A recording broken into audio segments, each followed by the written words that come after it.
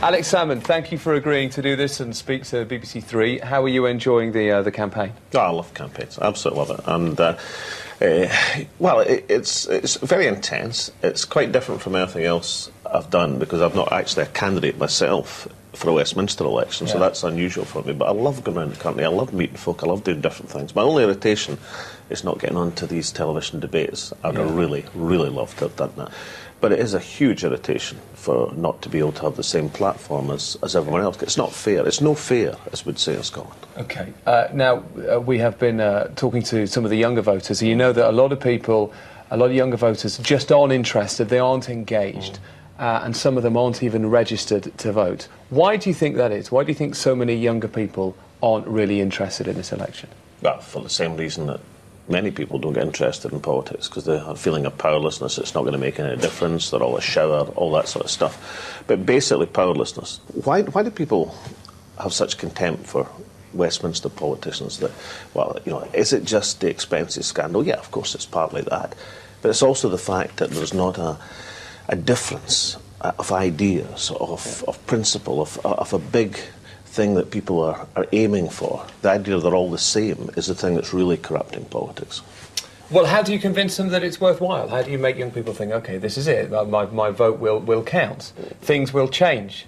How do you connect with them? You talk passionately about things that matter. You talk about principle. You try to explain why you believe in something. What of your character, in your character, might younger people go for? Sense of humour. But you don't want to vote for somebody that's pompous and po-faced and can't see the brighter side of life. You've got to vote for people about... I mean, look, let's take it for granted if you become First Minister of Scotland, you might have a serious side to you. And how do you understand the issues that they're facing? You're of a different generation. You're in your 50s. How can you relate to them? Well, by listening, by getting some contact, and by recognising the things that matter most to young people. I mean, young people are looking for a future, looking for a job, they're looking for relationships, they're trying to affect the world around them. Look, people might not be preoccupied by the national debt, but they might be interested in the consequences of the national debt, particularly as it affects them. So try. And how might that? Well, tell me how those consequences might affect them. Right. Well, over the next 10 years, there are going to be, if we follow the precepts of the Free London parties, public spending cuts and reductions, the like of which we have never seen in this country. That would affect every young person in the country. Which are necessary. You understand that they're necessary. It's not necessary to cut public spending. Well, it depends what you cut. The point and the principle, the difference in this election is I say let's cut the things that don't matter, like Trident nuclear submarines, nuclear dumps, ID cards, the House of Lords, the Scotland office, the remnants of the Raj. We reckon we're the only people who have published this. The Scottish Government yesterday published a report suggesting that the total amount of cuts in public spending over the next 10 years might be £250 billion in the UK. Trident nuclear submarines over a generation will cost £100 billion. That's over a generation, that's over a long period of time. Sorry, the £250 billion is over a period of time as well. Trident nuclear submarines over that period would cost 50 to 60. And the point I'm making to you, Richard, is that is a big ticket item. That's the sort of thing you have to do if you're to avoid a squeeze on things that matter to everyone and matter to young people in particular. All right. Getting a job is one of the big concerns for young people in Scotland. 63,000 16 to 24-year-olds are without work. Youth unemployment is at its highest level for 10 years. I've tried for like 3 years to get a job and it's just no there for me at all.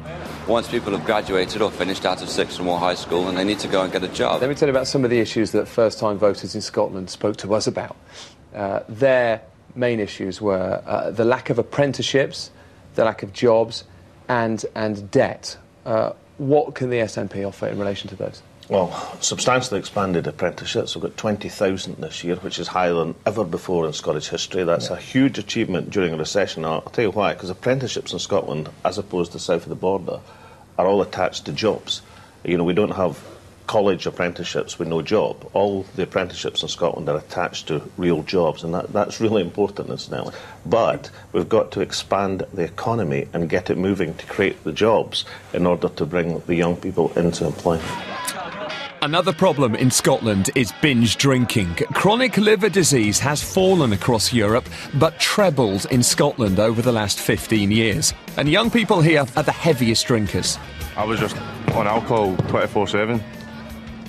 There was no youth work, nothing to spur children on to actually get a job and make something of themselves. You go into the dole and they've got nothing for you, you end up just getting stuck in a rut. And you're constant signing on, getting paid, going out, getting drunk with your mates. Binge drinking is a big problem in Scotland. I know that's something you've spoken about a lot. Is it 40,000 people a year end up in A&E? Yeah, I mean, and that's people. That's that's one end of this equation. I mean, there's all sorts of other things. Many more people are damaging their health. Many more people are feeling the effects of it, either young people getting caught up in violence and disorder or communities having to put up with that. So this is something, and of course the people who are most likely to suffer are young people. The people who suffer most from this are young people. Now, you spoke about a minimum pricing for an alcohol a unit of alcohol. But the problem's bigger than that, isn't it? It's not just about price. I absolutely agree with you. It's not just about price, but price is an issue. You can't... So what else will you do? Well, I'd say that the single most important reason why alcohol consumption has zoomed, I mean, it's zoomed in England, but it's zoomed even more in Scotland, but over the last generation, has been the reduction in the price, particularly of cheap quality alcohol. We've got... Booze is cheaper than water. Yeah. And if you have that situation easily accessible, then you're going to have big binge drinking. As you well know, people who get boozed up before they go out, as opposed to going out for a good night out. People who are drunk before they go out, and that is drinking at home. Some of the big drinks companies, not all, because some like Tennent's, for example, take a very responsible attitude to this. But a lot of the big drinks companies are fiercely opposed to this happening, but they seem to be oblivious to their responsibility for the social damage that they are partly responsible for. And we've got to have the guts to say enough is enough. Why is it worse in Scotland? Something to do with our attitude to alcohol. We've got a difficulty, a problem as a country, and we've got to reassess our attitude. And we've done it quite successfully by consensus over the last few years with smoking in public places, where Scotland had a much bigger smoking percentage than elsewhere, but we were first, or almost first, to move in to tackle smoking in public places. Now people more or less accept it. I mean, there's still a few grumbles here and there, but basically folk accept it. Let's talk about independence. That's your big aim, a fully independent Scotland. Now, you're out of step with a lot of Scottish people. I think only about 25% of Scottish people want an independent Scotland. Well, most polls, if we're going to talk about that, show a higher percentage of young people wanting independence than the generality of the population. It's still a minority. If you're asking me, do we still have work to do to convince a majority of the population that independence is the answer? Of course we do. But we're also prepared to have a referendum to put it to the people, so as we can have the campaign to convince people that that's the way ahead for our country. But the young people, I think a lot of them, from what I understand, don't really see the point.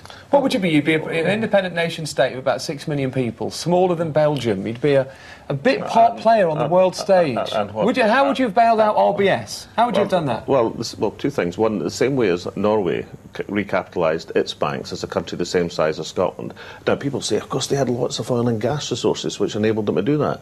So have we, Richard. We've got that as well.